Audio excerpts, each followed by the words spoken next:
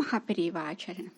நம்ம நிறைய நேரங்களில் மாணவர்கள் மாணவிகள் சரியாக படிக்கலை அப்படின்னா ஆசிரியர் சொல்லக்கூடிய ஒரே ஒரு வார்த்தை, நான் பாடம் நடத்துகிறப்ப காதில் என்ன பஞ்சா வச்சுருந்தேன், உனக்கு மட்டும் கேட்கலையா அப்படின்னு சத்தம் போடுவார். இது எப்படின்னா, இந்த ஒரு வார்த்தை ஒரு கண்டுபிடிப்புக்கே ஒரு அடித்தளமாக இருந்தது அப்படின்னு சொல்லலாம். யார் அப்படின்னா, ஒரு மாணவன் செஸ்டர் கிரீன்வுட் அப்படின்னு சொல்கிறது. இவன் சரியாகவே படிக்க மாட்டான் அப்படின்னு சொல்லிட்டு அவனுடைய ஆசிரியருக்கு ரொம்ப கோபம். ஆசிரியருடைய பேச்சு எப்போ பார்த்தாலும் அந்த பையனுடைய காதில் அப்படியே கணீர்னு கேட்டுக்கிட்டே இருக்குமா. விடுமுறை நாளில் என்ன பண்ணுவாரான், பனிசறுக்கு விளையாட போகிறாரு. அப்போ என்ன ஆகும், அப்படி சில்லுன்னு காற்று அப்படியே வரும் இல்லையா, காதில் அழைக்கும் இல்லையா. அப்போ என்ன பண்ணுவாரான், கையெடுத்து அப்படியே காதில் பொத்திக்கு வரான். அப்படி பொத்திக்கும் பொழுது பனிக்காத்து காதுக்குள்ளே நுழையாமல் அவனுக்கு ரொம்ப இதமாக இருந்துச்சான்.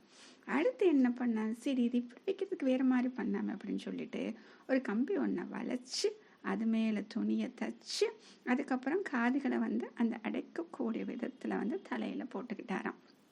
இப்போ காதில் பஞ்சா வச்சிருக்கன்னு அவர் சொன்னதை கேட்டு ஒரு கருவியை கண்டுபிடிச்சிட்டாருங்க. அதுதான் இயர் மாப்பு.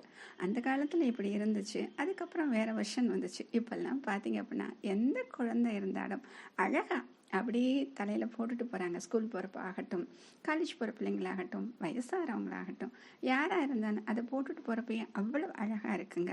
ஆக எந்த ஒரு விஷயமும் இது இப்படித்தான் அப்படின்னு நம்ம மதிப்பிடவும் முடியாது.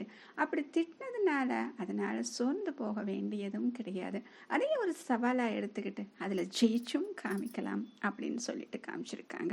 ஸோ இது என்ன ஆச்சு அப்படின்னா, காதுக்குள்ளே குளிர் போகாமல் தடுக்குது.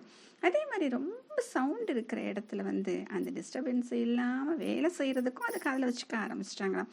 அப்போ ஒரு சின்ன விஷயம், இந்த விஷயம் அப்படி எவ்வளோ பெரிய விஷயமா மாறி இருக்க பாருங்க.